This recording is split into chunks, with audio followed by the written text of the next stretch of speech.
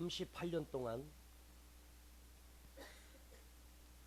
한 자리에 병 낫기를 기다리는 사람이 있었습니다. 여러분, 3년도 아니요 4년도 아닙니다. 무려 38년입니다. 한 곳을 떠나지 않고 그것에 희망을 걸고 병 낫기를 38년 동안 기다렸다. 짧은 시간이 아니죠. 여러분, 그의 나이가 지금 38이라면 그는 이미 일반적으로 계산해 봐도 대학을 졸업하고요, 사회생활을 하면서 직장을 가질 나이고, 또한 가정을 이루고 자녀를 두어 사는 중년 남자입니다. 여러분, 38년 하면 강산이 4번을 바뀐다고 하죠. 지금으로부터 38년 전이라고 하면 1976년입니다. 1976년이면 제가 고등학생입니다. 그때 고등학생 때 학교를 다니면서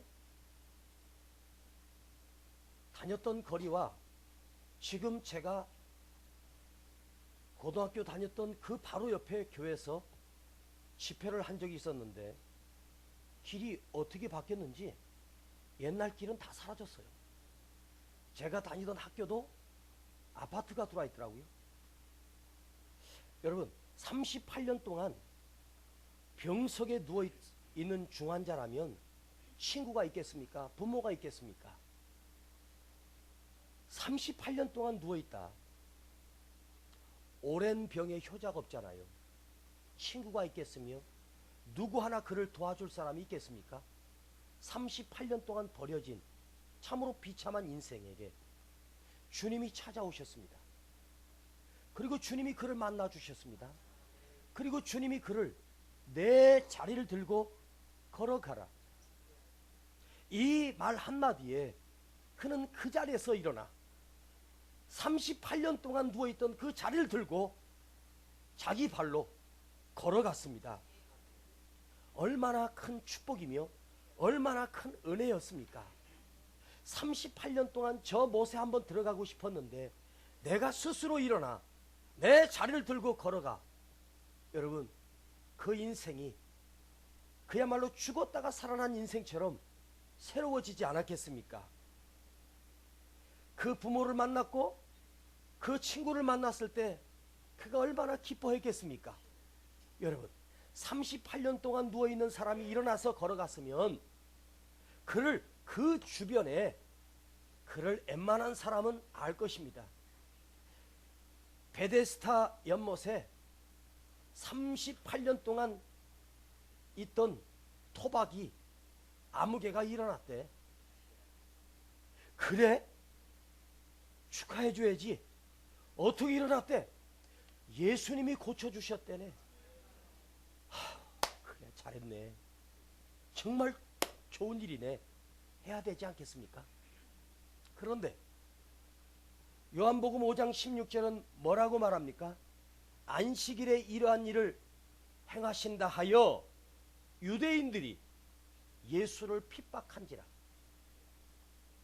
유대인들이 예수를 죽이려 했다는 것입니다. 38년 된 병자를 주님이 일으켜 살려주셨어요. 그런데 이로 인하여 주님은 그때부터 핍박을 당하기 시작합니다. 왜요? 안식일에 고쳤다는 거예요. 주일날 일했다는 거예요.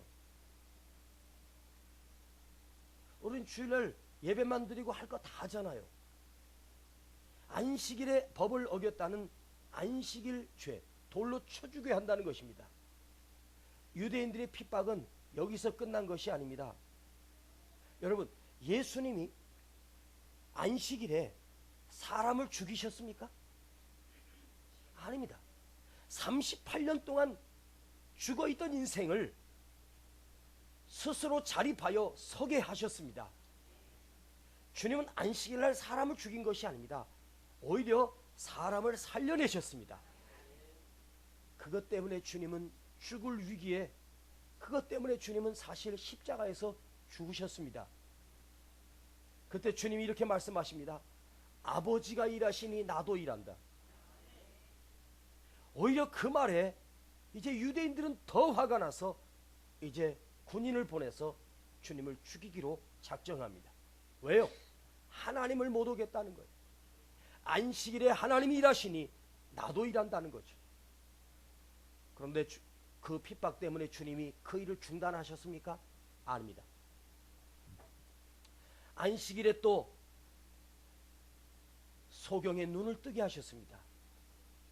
그 핍박 속에서도 주님은 굴하지 아니하시고 묵묵히 당신의 일을 계속하셨습니다. 안식일에 손 마른 자를 만나셔서 그 손을 고쳐주셨습니다. 손이 말라버렸습니다. 굳어버렸습니다.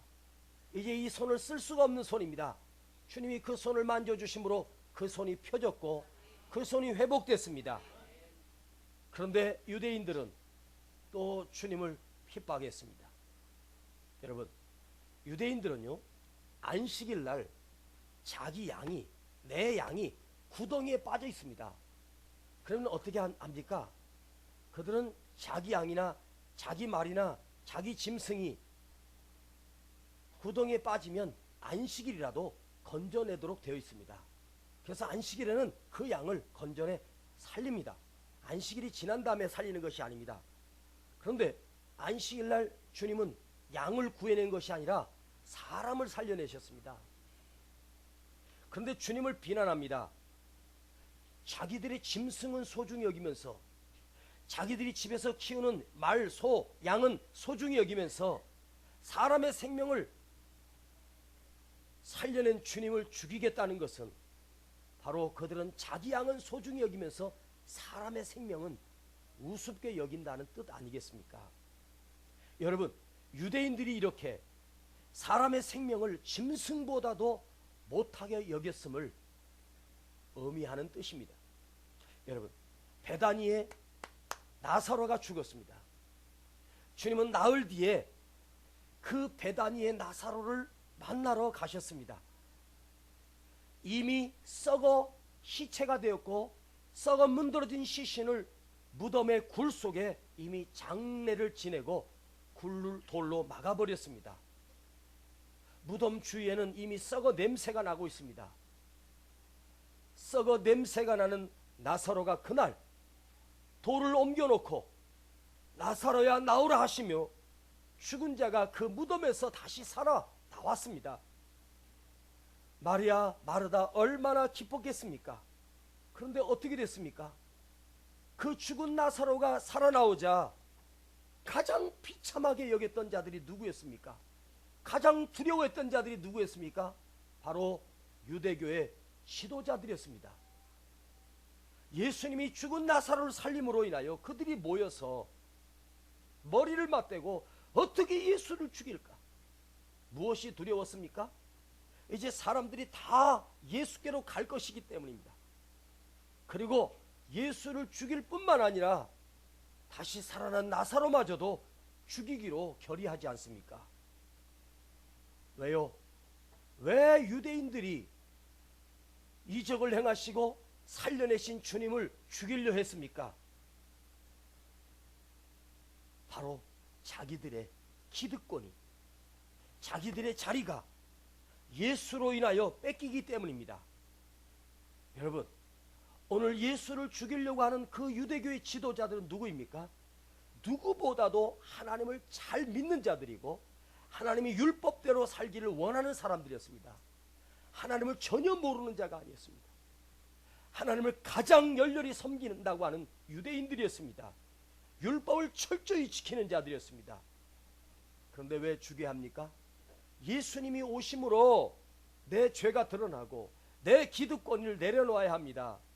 그래서 예수님을 죽이기로 결의하고 결국 그들은 빌라도 법정에 예수를 세워 십자가에 못 박아 예수를 죽였습니다.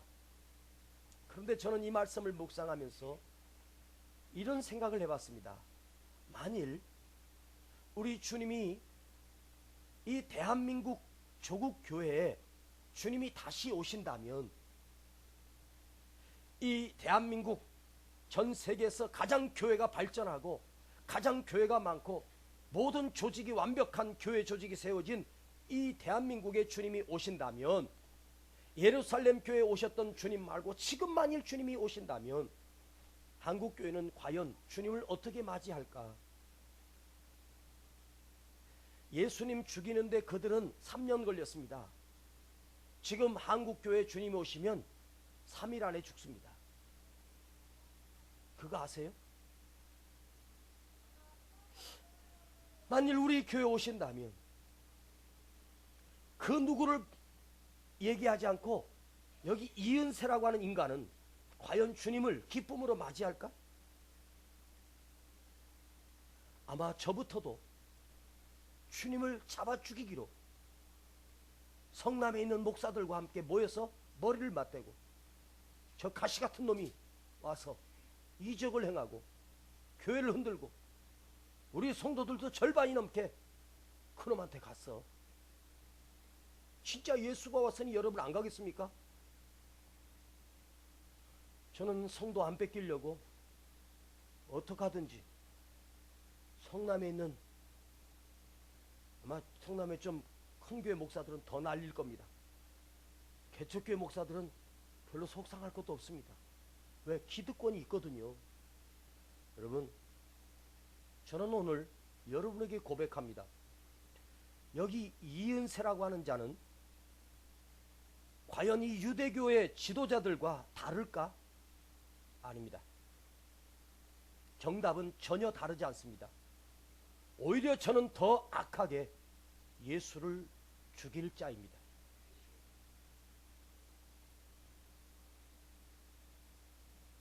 말로는 주님을 사랑한다고 하면서 온갖 성공과 온갖 자리 지키기 위하여 주님을 죽일 사람이 바로 여러분 앞에 서 있는 제 자신입니다.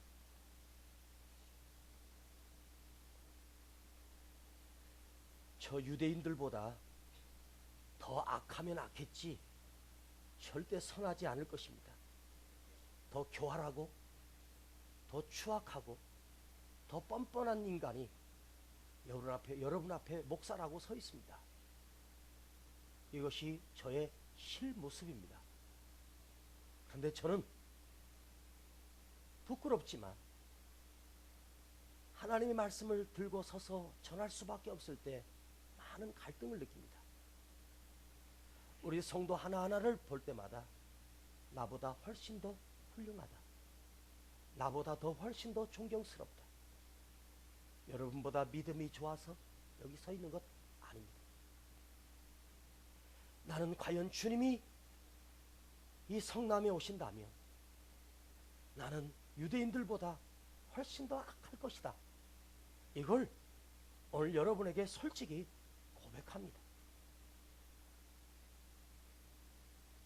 이미 세상으로부터 신뢰를 상실한 이 땅의 교회 내부에서도 교회가 개혁되어야 한다고, 새로워져야 한다고, 제가 20살 때 교회 갱생, 교회 갱신, 교회 개혁이라고 하는 책을 제 손에서 읽어본 기억이 있습니다. 그 젊은 20살 때 그 책을 읽었을 때 한국교회가 이렇게 썩었나? 이렇게 변질됐나? 하면서 분노를 느낀 적이 있었습니다. 제가 20살 때 말입니다. 그러면 지금으로부터 30몇 년 전입니다. 한번 생각해 보십시오. 지금은 어떻겠습니까? 교회가 개혁되어야 된다는 말은 여러분 지금으로부터 37년 전에 있었던 이야기가 아닙니다. 오늘의 이야기가 아닙니다. 늘 교회가 개혁돼야 돼. 구호도 외치고 책도 써내고 교회를 갈아엎어야 된다. 구호는 난무하지만 사실 여러분 개혁의 본질이 무엇입니까? 개혁의 실체가 있어야 됩니다. 근데 개혁의 실체가 누구냐면 개혁해야 된다는 자기 자신임을 모른다는 것입니다. 피켓을 들고 물러가라 물러가라는데, 제가 볼 때는 물러가야 할 놈은 피켓 들고 있는 놈 아닐까요? 청문회에서 장관 후보에게, 국무총리 후보에게 당신 말이야 병역 기피했고 부동산 투기했고 자식 병역 기피했고 막 침을 튀기면서 하는데, 그분은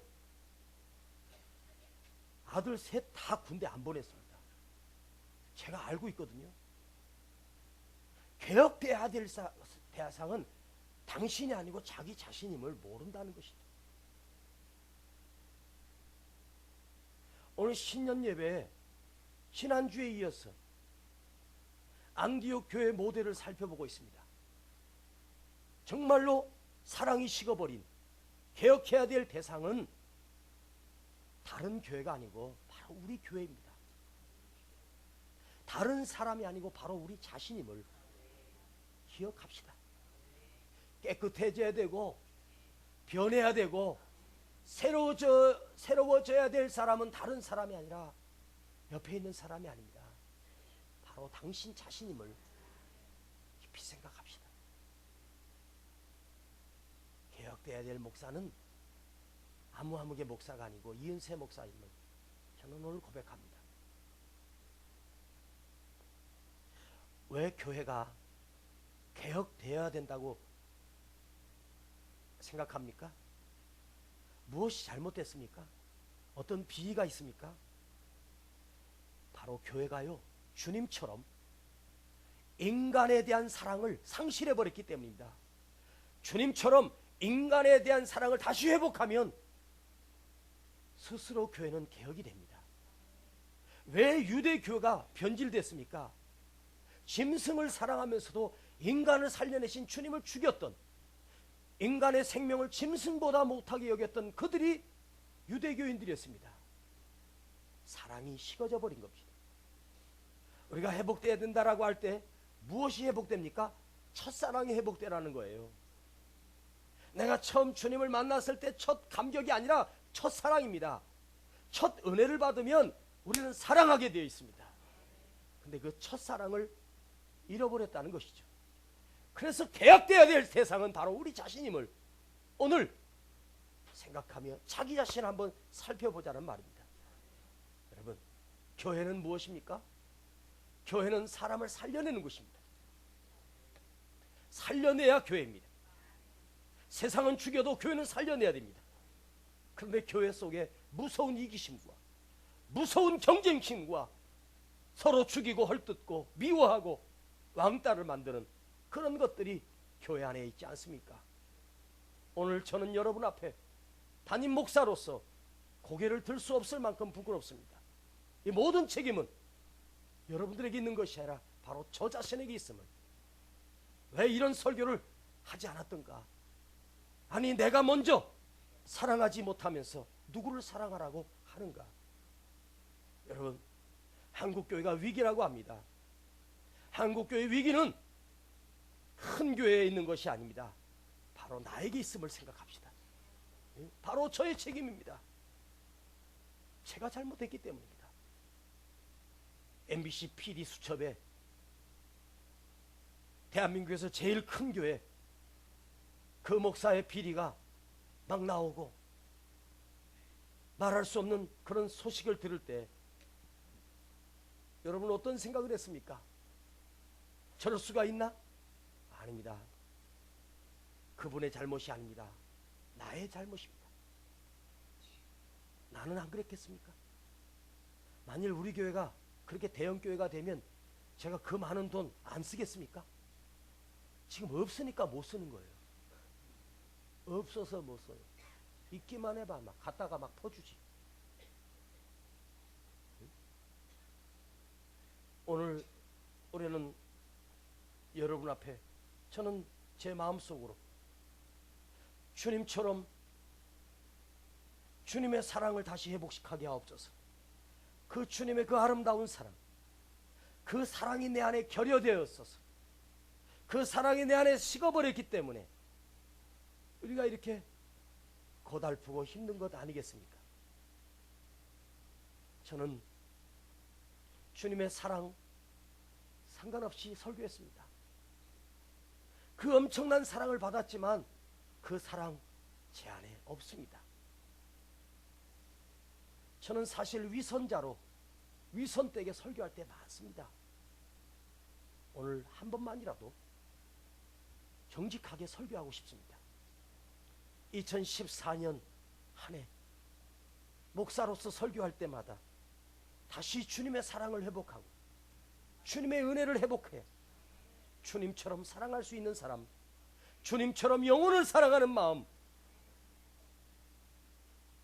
지금의 기도 제목도 바뀌지 않았습니다.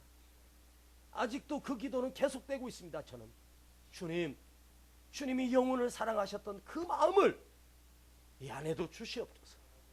영혼 사랑의 마음을 나에게도 주시옵소서. 왜 이 기도를 계속 할 수밖에 없을까요? 내 안에 영혼 사랑의 마음이 없다는 거죠. 내 안에 영혼 사랑의 마음이 너무 부족하다는 거죠. 주님의 마음을 내게 주옵소서. 주님의 사랑을 나도 하게 하옵소서. 이기적이고 독선적이고 구별하여 사랑하고 내가 저 사람의 사랑을 베풀면 그 사랑이 나에게 올 자들만 구별해 사랑하는 이 독선적인 사랑, 이것이 깨질 때 우리는 보편적인 교회를 세울 수 있습니다. 아름다운 교회를 세울 수 있습니다.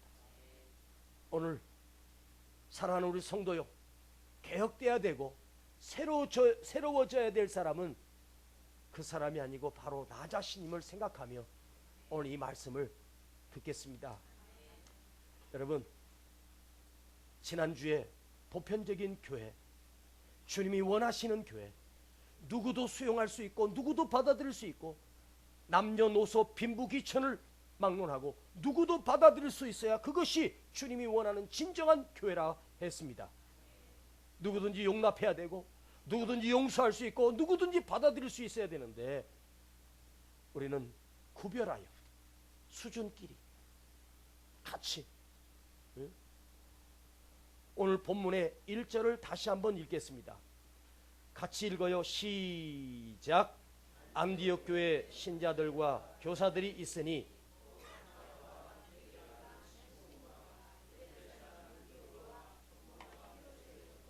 마나엔과 및 사울이라. 지난 시간에 살펴본 것처럼 이 안디옥 교회 지도자는 바나바였습니다. 바나바는 정통파 유대인입니다.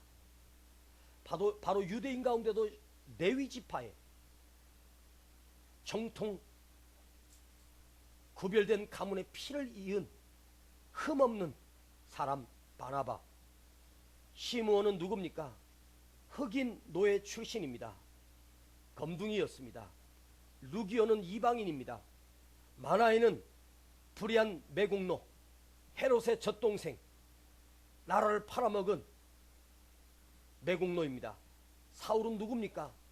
교회를 핍박했던 폭도였습니다. 이런 사람들이 지도자가 되어 이 아름다운 안디옥 교회를 세워냈습니다. 자 보세요. 절대로 하나가 될 수 없는, 분리될 수밖에 없고 이질적인 사람들이 주님 안에서 주님의 이름으로 이 아름다운 보편적인 교회를 이루어냈습니다. 그리고 최초로 선교사를 파송하고 위대한 사도 바울을 길러낸 그런 교회가 됩니다. 왜 그랬을까요? 서로 사랑했기 때문입니다. 신분을 초월하여 사랑했기 때문입니다. 서로를 업신여기거나 우습게 여기지 않고 서로를 존경하고 존중하는, 서로를 인정하는 교회가 됐기 때문에 이 교회를 세울 수 있었습니다. 그러면 그들이 이 서로 이질적인 이 다섯 사람이 한 몸이 될 수 있었던 이유는 뭘까요? 바로 예수 그리스도의 사랑을 받았기 때문입니다. 주님으로부터 사랑을 받았기 때문에, 그 엄청난 사랑, 받을 수 없는 사랑을 받았기 때문에 서로를 사랑하는 것입니다. 여러분, 우리가 서로를 사랑해야 되는 사명이 왠지 아십니까? 내가 저를 미워하지 않고 사랑해야 될 이유가 어디 있는 줄 아십니까? 주님으로부터 엄청난 사랑을 내가 받았기 때문입니다. 아멘. 그걸 잊으면 안 돼. 핏값을 지불하고 나를 살려내셨습니다. 그 사랑이 내게 있기 때문에 그것이 모티브가 돼. 그 누구도 사랑할 수 있어야 되는데 엄청난 사랑을 받았음에도 불구하고 그 누구도 구별하여 사랑하려고 하고, 내가 사랑을 준다고 해도 받을 만한 가치가 있는 자에게 베푸는 것. 우리 마음이 이렇게 옹졸하지 않습니까? 주님으로부터 받은 사랑을 서로 사랑하는 것입니다. 여러분, 중세 기독교가 타락했을 때 그들이 왜 타락한 줄 아십니까? 인간을 사랑하지 않았습니다. 사람을 사랑하지 않았습니다.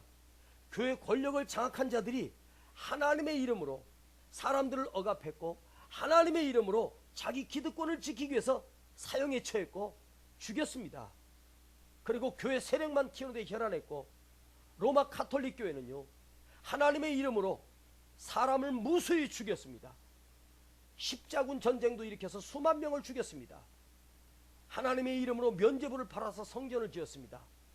죽은 사람도 돈 주고 면죄부를 사면 천당으로 다시 올라가는 거예요. 그렇게 썩어버렸습니다. 왜 썩었을까요? 왜 변질됐을까요? 인간을 사랑하는 마음이 식어버렸기 때문입니다. 사람을 사랑하는 마음이 식어버렸기 때문입니다. 여러분, 우리가 교회 안에서 누구를 차별하거나 누구를 억압하거나 누구를 미워해서는 안 됩니다. 우리 모두는 예수 그리스도 안에서 받을 수 없는 사랑을 받은 사람입니다. 용서받은 자입니다. 죄사함을 받은 자입니다. 그래서 그 누구도 우리는 사랑해야 됩니다. 그 누구도 사랑할 수 있어야 당연한 것입니다. 할렐루야. 오늘 주님이 말씀하십니다. 새 계명을 너에게 주니니 너희는 서로 사랑하라. 너희가 서로 사랑하면 이는 너희가 내 제자가 됩니다. 여러분, 오늘 우리는 주님의 제자입니다. 여러분, 주님의 제자라고 믿습니까? 주님의 제자라면 그 누구도 사랑할 수 있어야 합니다. 우리가 서로 사랑함으로 주님의 제자가 됐다는 증거입니다. 당신이 사랑할 수 없다면 당신은 주님의 제자가 아닙니다. 주님의 사람이 아닙니다. 주님과 상관없는 사람입니다. 내가 주님의 제자가 되었다는 증거는 바로 서로 사랑하는 것입니다. 주님이 새로운 계명을 주셨습니다. 너희가 서로 사랑하라. 내가 너희를 사랑한 것 같이 너희가 서로 사랑하라. 여러분, 북한의 김정은이 자기 고모부였던 2인자였던 장성택을 제거해버렸습니다. 처형시켰습니다. 총살로 죽였습니다. 여러분, 그곳에 사랑이 있습니까? 그 사회에 공산주의자에게 사랑이 있습니까? 없습니다. 공산주의자들은요, 사람을 사랑할 대상이 아니고요, 이용할 대상입니다. 필요할 때 이용하고 필요 없으면 가차없이 죽입니다. 이것이 공산당입니다. 절대 사랑이 없습니다. 오늘 교회 안에 사랑이 있습니까? 개혁해야 된다. 개혁해야 된다. 개혁해야 된다. 아니올시다.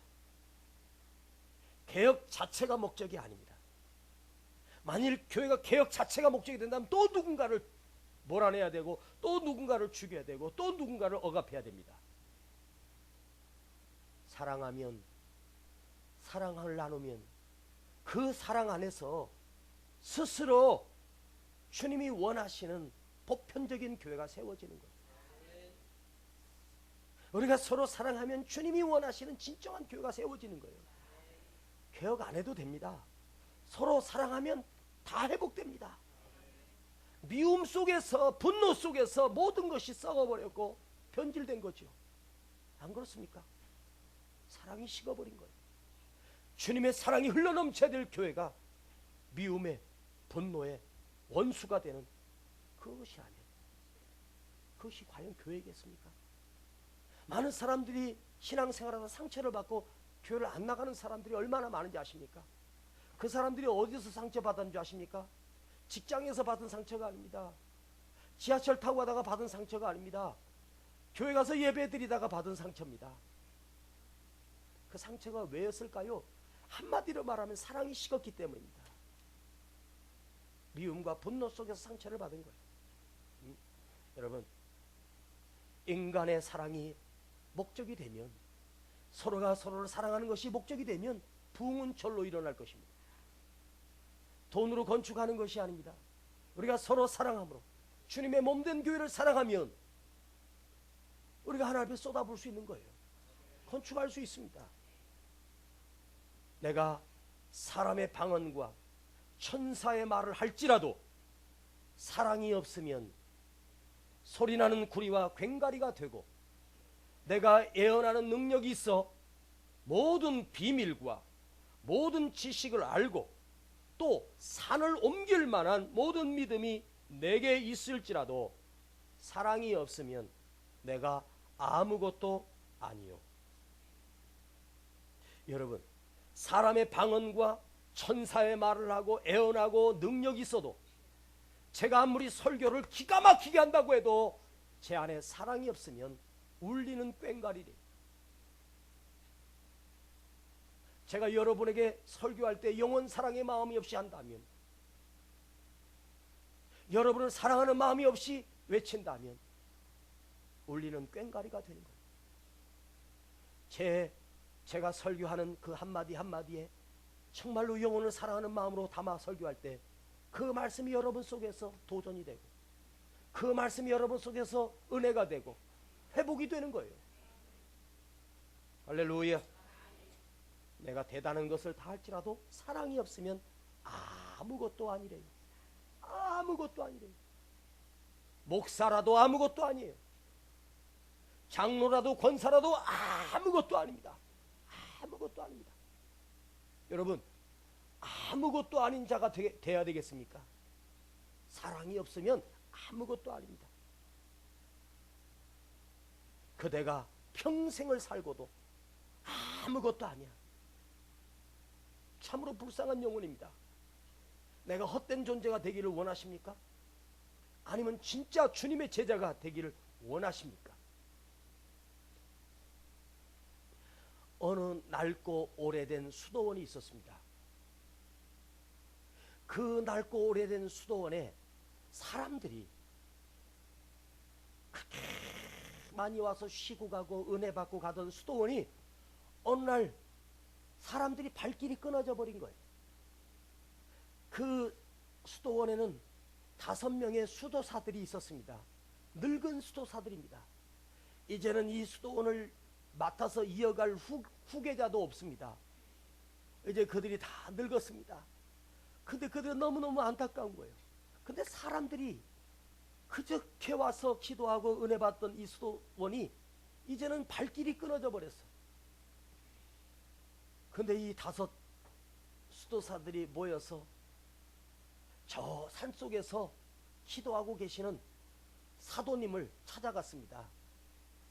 그 산속에서 오랫동안 기도하던 사도가 그 5명의 수도사들을 만났습니다. 사도님, 어떻게 하면 우리 수도원이 다시 은혜가 넘치고 사랑이 넘치고, 어떻게 하면 사람들이 다시 찾아오는, 다시 비새는 거 고칠 수 있는 능력도 없는데 어떻게 했으면 좋겠습니까? 사도님. 그 사도가 눈을 지그시 감고 이렇게 말합니다. 너희 5사람 중에 한 사람은 하나님이 세우신 사도다. 그 말에 이 수도사들이 충격을 받았습니다. 5사람 중에 하나님이 보내신 사도가 있다는 거예요. 그 말만 듣고 내려왔습니다. 그때부터 이 5명의 수도사들이 요한이 사도일지도 몰라, 저 빌립이 사도일지도 몰라, 저 도마가 사도일지도 몰라, 저 페트로가 사도일지 몰라, 그러면서 서로를 대할 때 혹시 이분이 사도라면 내가 허투루 대하면 안 되지? 전에는 무시했는데, 야 빌립, 야 페트라 그랬는데 이제는 페트라님, 빌립님, 도마님, 요한님 호칭이 달라졌어요. 서로가. 그리고 혹시 나도 내가 하나님이 보내신 사도일지도 몰라. 그러면 더 기도해야지, 더 겸손해야지, 더 사랑을 베풀어야지. 자기가 사도일지 모른다는 생각에 생각을 고치고 마음을 고치고, 서로가 5명이서 저분이 사도일지 몰라, 그럼 내가 주님이 보내신 사도를 없인 여기면 안 되지. 서로 대접하는 거예요. 서로를 섬기기 시작했어요. 그렇게 시간이 지나면서 사람들이 한 사람, 두 사람, 세 사람 그 수도원을 찾기 시작하더니 예전처럼 그 수도원에 많은 사람들이 다시 찾아와 평안을 누리고 안식을 누리고 가는 거예요. 근데 그 올라온 사람들에게 물었습니다. 이 낡은 수도원에 왜 올라오십니까? 이렇게 말하는 거예요. 우리가 이 수도원에 오면서 호텔을 요구합니까? 이 수도원에 오면 마음이 평안해진대요. 전에는 썰렁했는데 지금 와보니까 너무너무 가슴이 행복하더래요. 왜? 그 안에서 일하는 다섯 사도들이, 아니 5명의 수도사들이 서로를 존경하고 서로를 섬기니까 다른 사람들이 올라와서 분위기가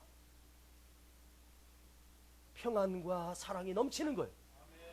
여러분, 사랑은 보이지 않는 것처럼 보이지만 사랑은 느끼는 거예요. 여러분, 사랑은 안 보입니다. 그러나 사랑은 느껴요. 여러분, 한번 물어볼게요. 보이는 것과 느끼는 것 어떤 것이 더 확실합니까? 느끼는 겁니다. 보이는 거는 없어져요. 변하는 거예요. 그 느끼는 건요, 변하지 않아요. 여러분, 누군가가 나를 사랑할 때 그 사랑을 느껴보죠. 부모가 나를 사랑하는 그 사랑을 느끼죠. 사랑을 안 받아봤네.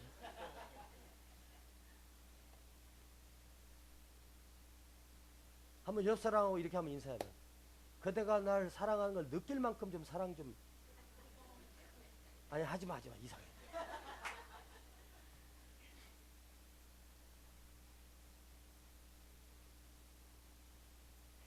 사람들이 올라와서요, 그 수도원에 와서 분위기가 틀린 거예요. 여러분, 우리 교회가 위치적으로나 환경적으로는 열악하지만 저 문만 열고 들어오면 이 안에가 포근해.